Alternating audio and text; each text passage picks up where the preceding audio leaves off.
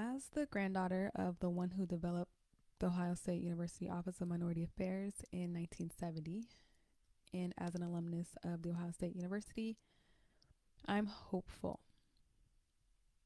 Before he was called to develop the department that would eventually become the blueprint for many colleges and universities in the nation, Dr. William J. Holloway was the superintendent of the Virginia State School for the Colored, Deaf, and Blind, where he worked with the federal government for many years to get the school accredited by fundraising for their infrastructure and hiring the very best of Gallaudet University for his students.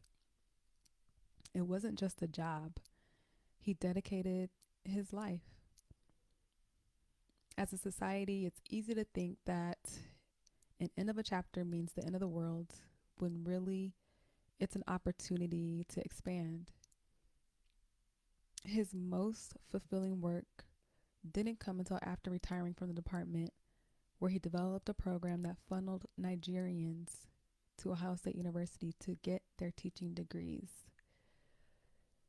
2 weeks ago, I stumbled upon a book edited by one of his successors, Dr. Max Stewart. He was the vice provost when I was in school.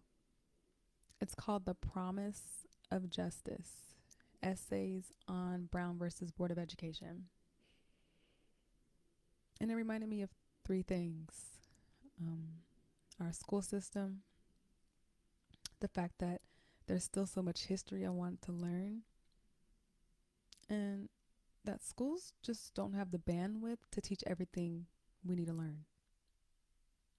The community must step in at some point and fill in the gaps. So when the government shifts, we have the solutions ready to fall back on. It's not the money, it's the lack of communication that keeps us in the dark, the lack of education. I don't see it as a setback, but a setup to expand inclusion that is more relevant today.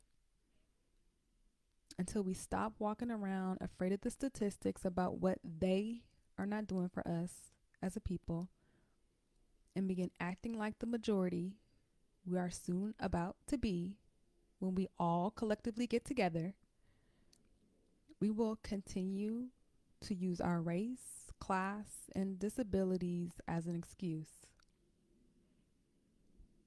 No one is keeping anything from me or you. If that school, promotion, grant, or loan is meant for you, God will see fit that you get it. Trust. If you don't receive what you're hoping for, perhaps it's not the right time, it's not for you, or your ducks are not in a row yet. A foundation built on sand will fall in a storm as opposed to one solidified by rock. You can force it to fit out of God's will if you like, but then you'd be exposed. Those who are not built for it will fall. No, not built for the position, but for the storm that will hit. Education, ladies and gentlemen, education is what's lacking in many communities, lacking resources. I refuse to use the term underserved and stand firm in the greatness that I am a person of color. We are not under anything. Above only. So stop cursing yourself. You are royalty, as we all are. Until we start looking at ourselves as more and not less than, the more we will receive as a reflection of our identity. We know that all things work together for good to them that love God and are called. So start the business, write the history book, the ministry, whatever you've been called to do.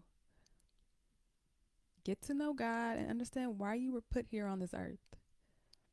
Anticipate more destruction to take place and just ask God how you can partner with him. And just do it.